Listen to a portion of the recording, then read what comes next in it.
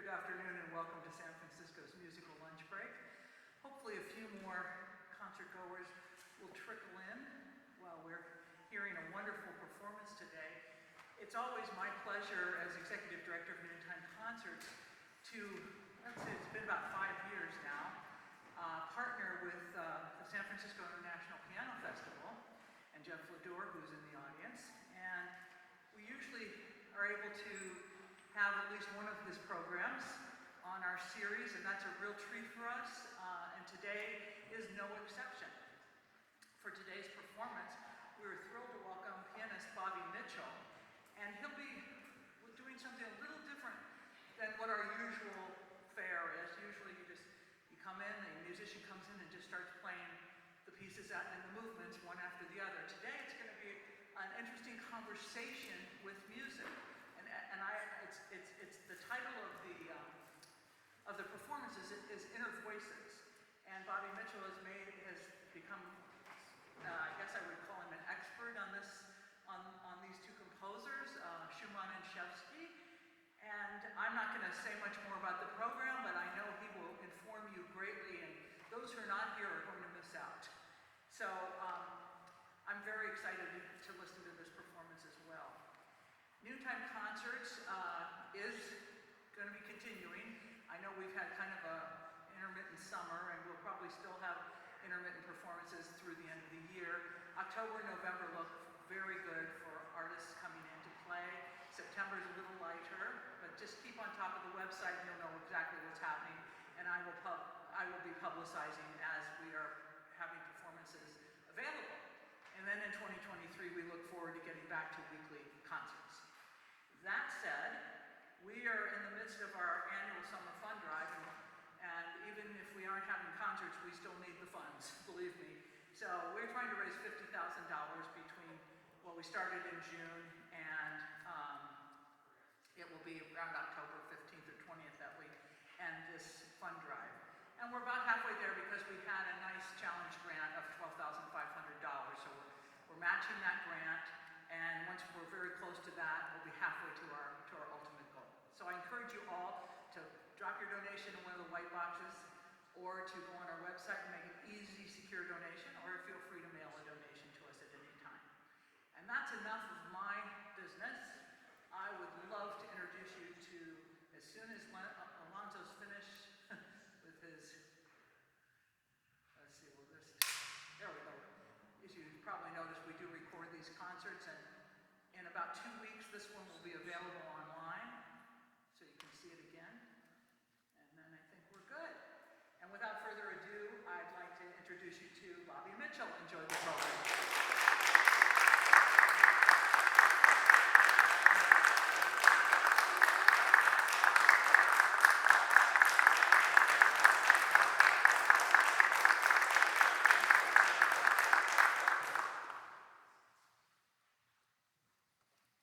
Hello, good afternoon.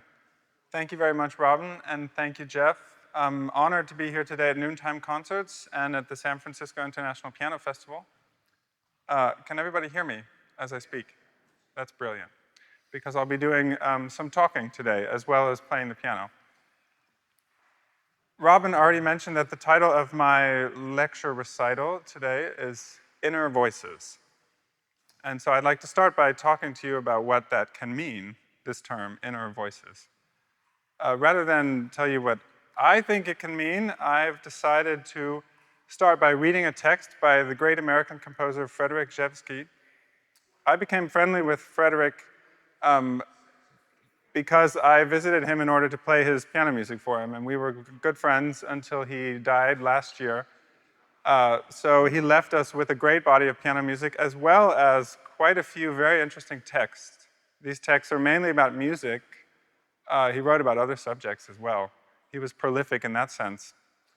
And there's one text that he wrote, which is actually a transcript of a lecture, so just like today, that he gave in 1994, and it's called Inner Voices.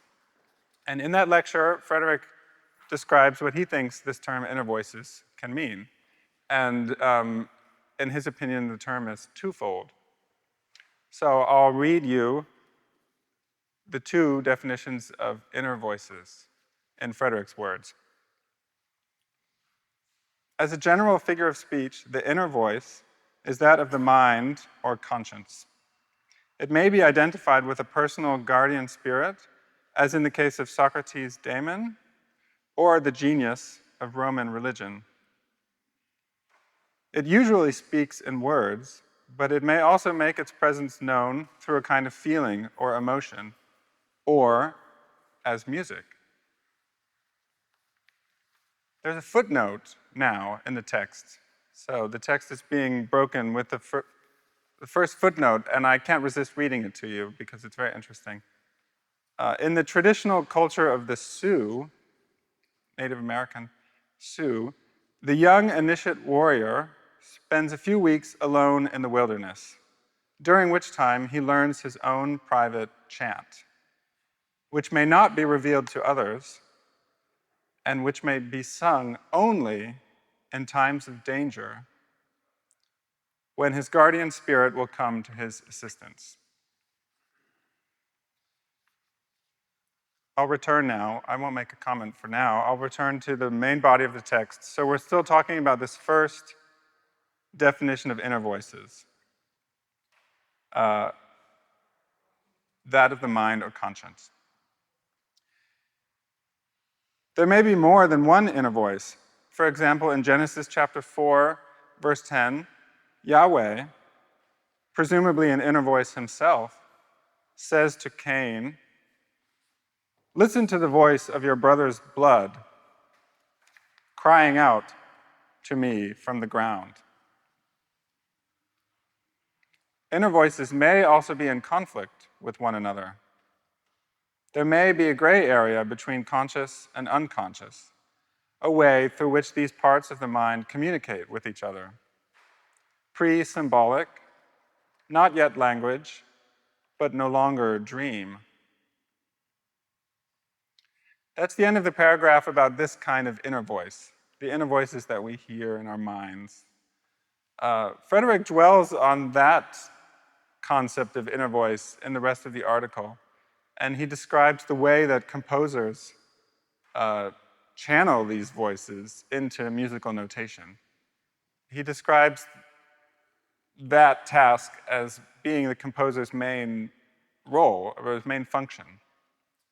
Hearing these inner voices and creating music out of them, channeling these semi-conscious phenomena into musical notation. But let me now read the next paragraph, which is where he describes what the term inner voice can also mean. And this is about music now, specifically about music. As a technical term in music, the inner voices are those situated between the highest and lowest in polyphonic writing. The tenor and alto voices, for example, in a four-part chorale. They may be heard less clearly than the soprano and bass parts, and in their melodic profile may be less interesting than these. Their function often limited to that of harmonic support for the principal line. This hierarchical ranking of voices varies greatly throughout the history of polyphony. The style of the Renaissance, in which all voices received more or less equal treatment, could be said to be more democratic than that of the classical period, in which the outer voices, and especially the highest one, are favored. But on the other hand, the partly hidden quality of the inner voices in later styles could be considered as adding a dimension of depth to music, which earlier strict polyphony did not have. The fact that we do not hear everything clearly in the inner lines of a composition does not mean that these are less important. On the contrary, the semi-concealed motion of a line may express a sense of shadow and mystery central to the music. There are many examples of this technique in the Romantic period. Those were Frederick Rzewski's words about inner voices. I'd like to dwell on the second concept today. After all, as a pianist, I have my own inner voices in terms of the first sense of the term. But as a pianist, and as a concert pianist, I deal with mainly the second type of inner voice, the ones in the middle, with these 10 fingers, these God-given 10 fingers of mine. I often am busy playing up to 6 voices at the same time. And so I'd like to show you what this can sound like, and I'd like to highlight some of those inner voices and expose how they affect the music as a whole. The last point that Frederick made in his text, the fact that this technique of using inner voices to color or to shadow the music, the fact that this was very common in the Romantic period, is convenient because I would like to use one German Romantic composer today to focus on in terms of giving you some examples. And that composer is Robert Schumann. Schumann was especially good at this, in my opinion, using inner voices as a very special psychological tool. So let's get started. One example from the Humoresque from Schumann actually includes, in between the piano music, includes a line, and he writes innere Stimme, which is German, means inner voice. So the piano music is here, the right hand is in the top staff, the left hand is in the bottom staff, as usual. And in between, he writes out an inner voice. The inner voice is sort of played by the left hand, but not quite.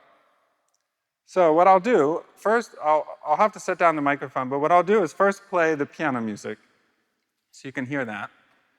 And afterwards, I'll use my second favorite instrument, right here in my pocket, my trusty kazoo, and I'll play the inner voice that Schumann notates, so you can hear how that sounds. So first you'll hear just the piano music, and then you'll hear the inner voice as well as the piano music. Thank you.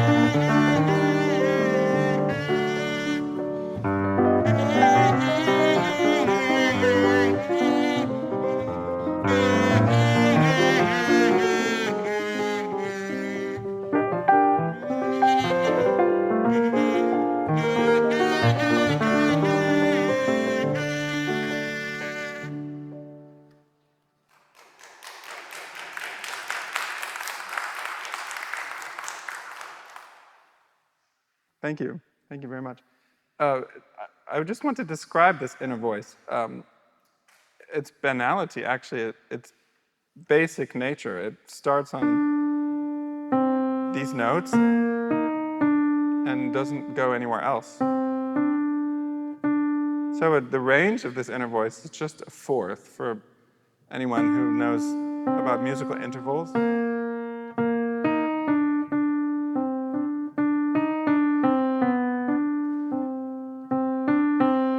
And then goes a little bit lower. So it's fascinating that it's something that he highlights and that it's notated extra in the score. There's some sort of inner meaning, I think, or not. As with anything in music, you know, it may have meaning or it may not, but it is audible, and it's therefore, I think it's interesting. Let me now give you an example of another trick that Schumann liked to use. This is actually not an inner voice, just to be forewarned. This isn't a top voice. Frederick described the fact that in the classical period, the top voice, the melody, is often given priority, and your attention is driven there. But this is a special case because Schumann writes Stimme aus der Ferne, so the voice from a distance. And he specifically makes it clear that you should not play it loudly. You should not give it a priority. You shouldn't. It's not under the spotlight, the top voice. In fact, the rest of the voices should be the more audible ones, and this should be heard like as from a distance. So I'd like to demonstrate this for you.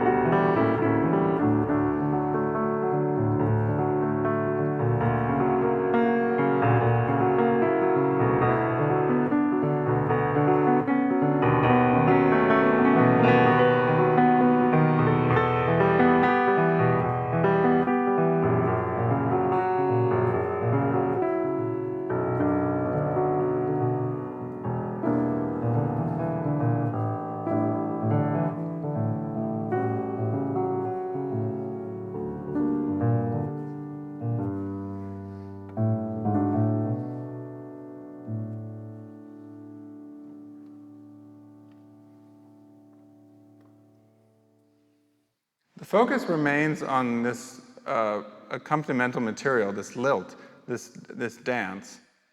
I'll play it now as if he didn't write that. I'll play it as a well-trained classical pianist should play this. I'll highlight the melody so that you can hear it.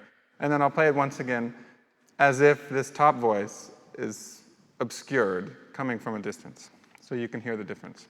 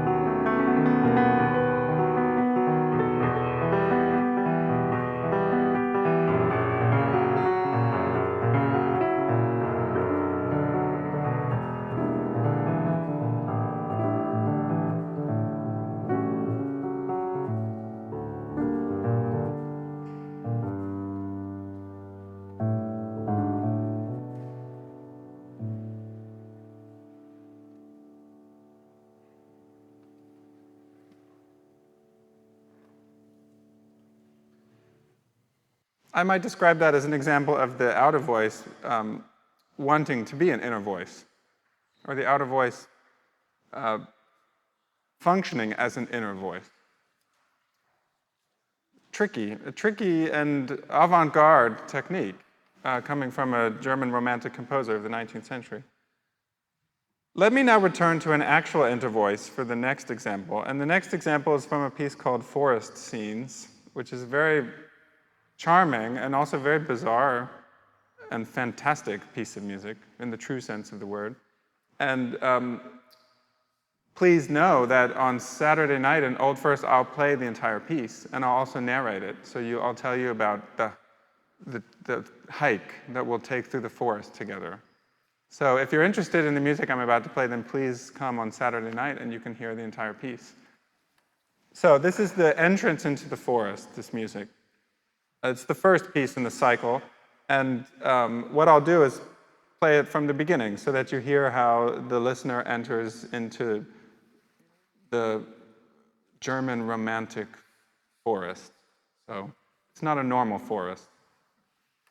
I don't know if there are any sequoia trees there, but we might find out. So after this introductory entrance music, you'll hear that the music changes character, and there's something mysterious that happens. So once I play that, I'll stop and explain to you how the inner voice affects that music. So this is Schumann's forest scenes.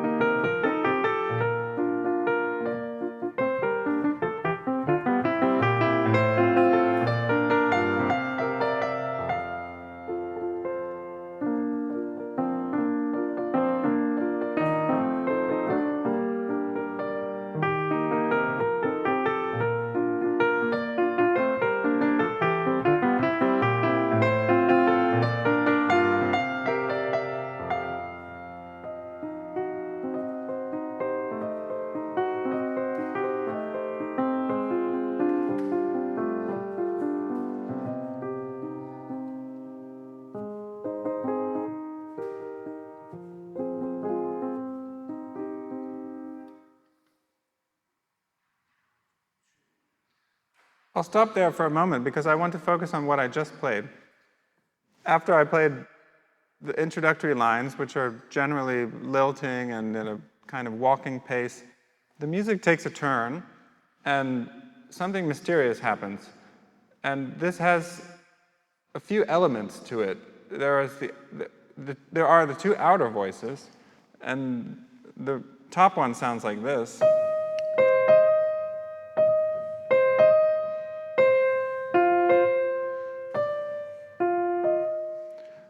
So a unique, not altogether very interesting voice, honestly, but rhythmic and repetitive. And then the other outer voice, the lower outer voice, so the bass, is also very simple.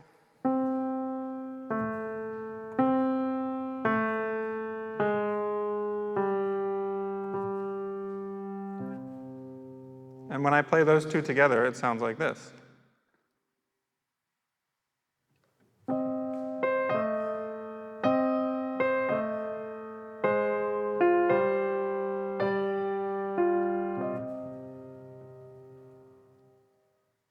And now I'll just add one accompanimental voice, which is an inner voice. And it goes like this.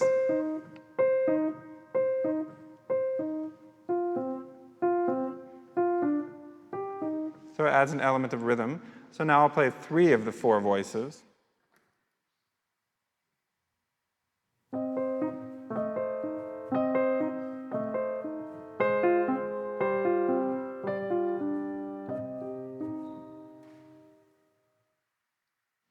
And now, I would like to play for you what's called the tenor voice. So that's one of the inner voices, the second lowest voice.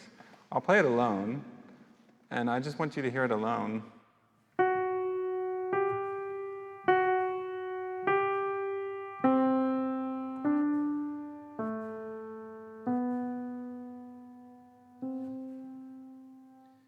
And now I want you to hear in context how this voice affects all of the others, how it affects the whole scene.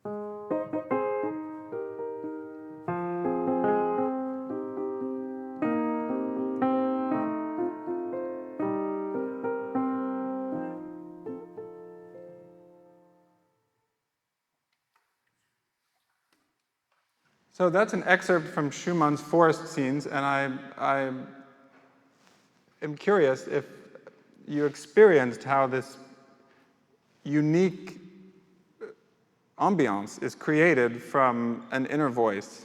The outer voices being relatively simple, the inner voice, however, highlighting and creating this sense of shadow and mystery and color. Schumann was an expert at this, and it's very interesting as a pianist to discover these inner voices and then to demonstrate them and to perform them. This is written in what's called four-voice counterpoint. I played all the four voices for you. Schumann is very prolific at writing up to 6 and 7 voices. Sometimes it's at the limit of what contrapuntal potential, his piano music. That being said, I'll shift gears now just a little bit so that we have a little bit of variety. And I'm about to play, I'll play one more example, and then I'd like to perform a couple of things for you so that you have a concert as well. So just be forewarned that there's some substantial music coming soon. But I'd like to give you one last example before that, and the example is from Frederick Rzewski again, but now from his piano music, not from his writings. This is from a piece called Ruins, which was written about 10 years ago. It's from a cycle called Dreams. So the atmosphere of the music is already very much romantic in the same sense as Schumann. We're focusing now on dreams and inner voices and spirits, and the piece is called Ruins. So that being said, I want to show you one passage before I play the entire piece, Ruins. There's a very interesting passage that sits at about the culmination point, so towards the end of the piece, sort of at the highlight of the drama, or the high point of the drama. And there's a very interesting thing that happens. I don't even know, it might be unprecedented in terms of piano techniques. I haven't found any other example of this in the piano repertoire, so if anyone can think of one, I'd be very interested to hear your opinion. Okay, it has to do with four voices again, and what happens is that after a very florid right hand and basic left hand part, which is essentially in two voices, the music suddenly emerges in four voices. And what happens is very interesting. The left hand has to perform something very virtuosic, which is to play the bottom voice, and then the top voice, and then again the bottom voice. So let me perform this for you now, just the left hand. It's the bottom and the top voices, so the outer voices.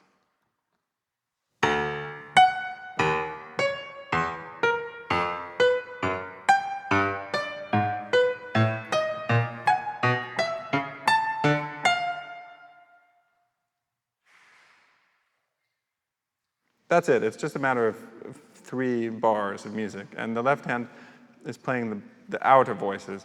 The right hand in the middle is performing the inner voices. But coincidentally, or conveniently, let's say, because the inner voices are next to each other, it is possible for the right hand to play them longer than the left hand. As you saw, the left hand has to jump very far to perform the outer voices, so the notes are staccato or short. The right hand is here in the center of the keyboard, and the upper inner voice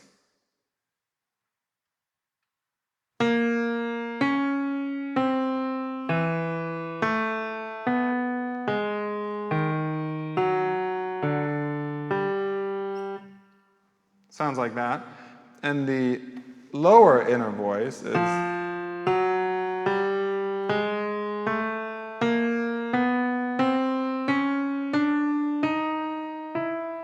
which, as you may have heard, is a chromatic scale, so just going up the keyboard one key at a time. So I'll perform this now together, and so you can hear how they interact with each other, these two inner voices.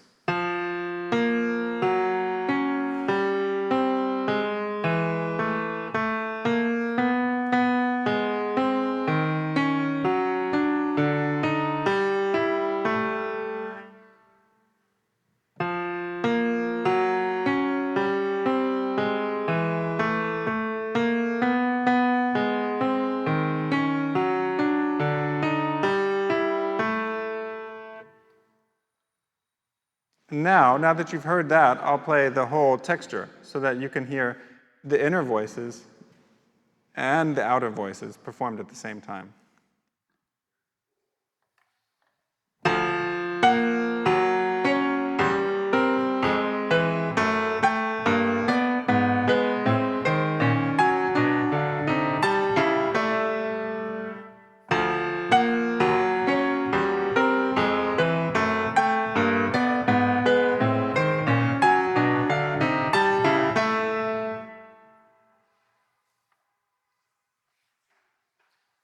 I wanted to present this example to you because it's a very interesting piano texture that actually creates a sonic space where the inner voices are the clear and audible and present ones. The outer voices are ornamentation in a way. And it's a very unique texture and it creates a unique sound. It's almost as if the outer voices are resonances of the inner voices. And the inner voices are the core of the texture. I think when I perform the whole piece Ruins, I think it's useful now for you to have heard this because I think you'll hear when this passage arrives. It sort of happens at the climax of the piece. So this piece Ruins is one of my favorite pieces that Frederick Rzewski wrote. As I said, written about 10 years ago, and it takes about 12 minutes to perform. And one other thing I want to tell you about the piece before I perform it is that there are alternating passages where there's two voice counterpoint happening, so just two voices. And there are other passages where there are a lot of voices. And during the less contrapuntal passages, meaning the ones where there are only two voices, there's a lot of repetition. So the texture changes. I think it will be interesting for you when you follow the music to know that. You're also welcome just to listen to the music because I do think that's the best approach to listening to music, just listen to it. But now that you know this, it may be interesting for you to hear the very contrapuntal passages with lots of voices, and then hear how the texture suddenly changes to less contrapuntal texture, meaning passages with fewer voices. So thank you very much. This is Frederick Rzewski's Ruins.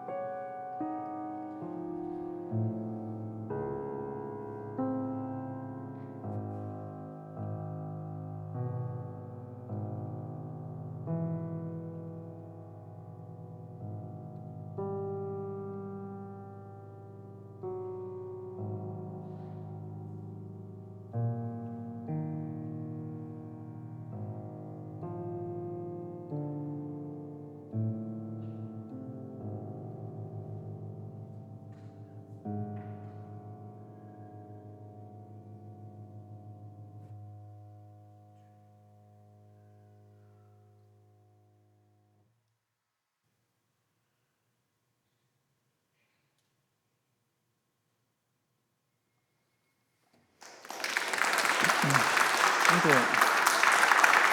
Thank you. Thank you very much. Thank you. Thank you. Thank you very much. Thank you very much. It's music that I cherish very much. Thank you. I'll play one more piece to conclude today's program, I'm going to return to Robert Schumann's music. And the piece I'd like to play is the finale from the third piano sonata, which he also calls a concerto without orchestra. So it's convenient. If you don't have an orchestra available, you can always play this piece. And this is the finale, and he writes very clearly at the beginning of the finale, prestissimo possibile, as fast as possible. So instead of doing that today, I'd like to do something experimental. Since the subject of today's concert is inner voices, I'll perform the first lines of the finale, prestissimo possibile, and then when the material becomes interesting and very thick, I won't play as fast as possible. I'll play quite slowly, actually.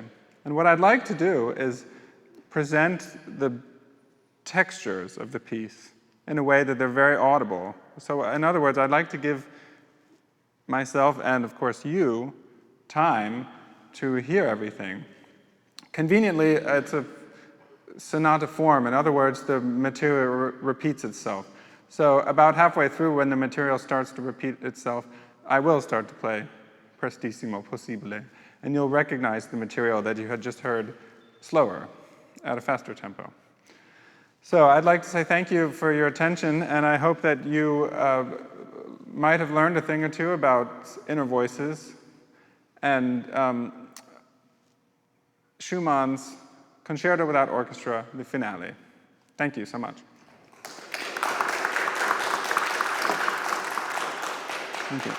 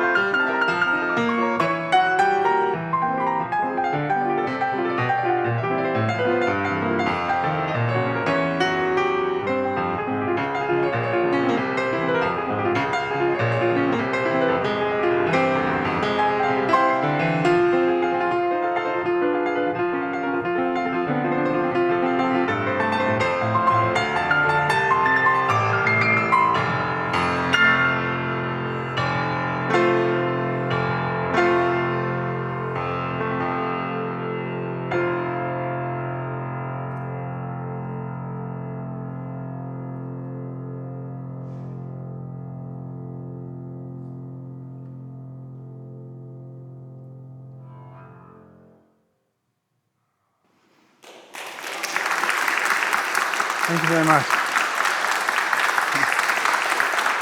Thank you very much. Inner Voices.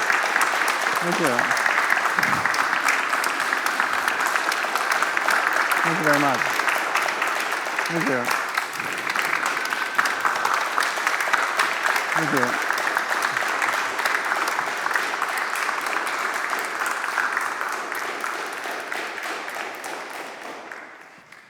Well, thank you to Bobby Mitchell, and also thank you to Jeff Ledour, and we're really grateful for the San Francisco International Piano Festival. I purposely put on your programs the URL for the festival so that there's the rest of the week there are all kinds of wonderful programs that you want to be sure and try to visit, because it's a short festival and there's some great music. So I do encourage you to go to the website and find out more. And speaking of, I do want to give a little anecdote here. Yesterday, the piano technician was here tuning the piano, and as he was finishing up, he said, "Oh, I just need to quiet a few of these loudmouth notes, and then I'll be finished." And as I listened to you play today, Bobby, I was thinking, I'm so glad that he quieted the loudmouth notes so that we could hear the inner voices. So it was just sort of an interesting synchronicity that they happened to comment on that while he was here. That's just my little inner voice of humor. I'm glad that Bobby brought the consciousness out of the piano. And anyway, We also have a very big concert this weekend. Noontime Concert says we're doing something completely new and different. It's called The Majesty of the Spiritual, and it is happening at Herbst Theater. I have some marketing materials in the back, poster and some cards. You can also find out information on our website, noontimeconcerts.org/majesty, because that'll take you right to the landing page. This is going to be a really unique and exciting and wonderful performance. We are featuring 12 world-class opera singers, most of whom are African American, and then there will be 4 pianists. And one of the opera singers who will be joining this group will be Frederica von Stade. She has offered to sing in this performance, and they will be performing works by 3 living African American composers. And these composers have done these amazing arrangements of Negro spirituals. And I am so pleased that the creator of this program came to me and offered the program to us. This is a very big concert for Noontime Concerts. It's something new. We haven't done a ticketed performance before. We're at Herbst Theater. But I would encourage you all, if you haven't checked it out or bought tickets, to think about doing so. It's going to be a very special concert, and even doing the sound tests at Herbst have been quite remarkable. So you're going to hear some amazing music performed by some fabulous singers. And with that, I will tell you also that there will be a Saturday masterclass here. Jeff, it's okay if anybody comes to the masterclass, right? So that will be another feature of the San Francisco International Piano Festival. And it's an opportunity for you to watch a master with a student and hear some wonderful music. And that's happening between 1 and 3 p.m. this coming Saturday right here. So that's something to put on your calendar as well. Noontime Concerts, like I said, will be on Sunday at 3 p.m. at Herbst Theater. We're revving up for the fall, and we will really be revving up for 2023. That's all I have. Thank you for sitting here and listening to all this, and have a wonderful week. Thank you.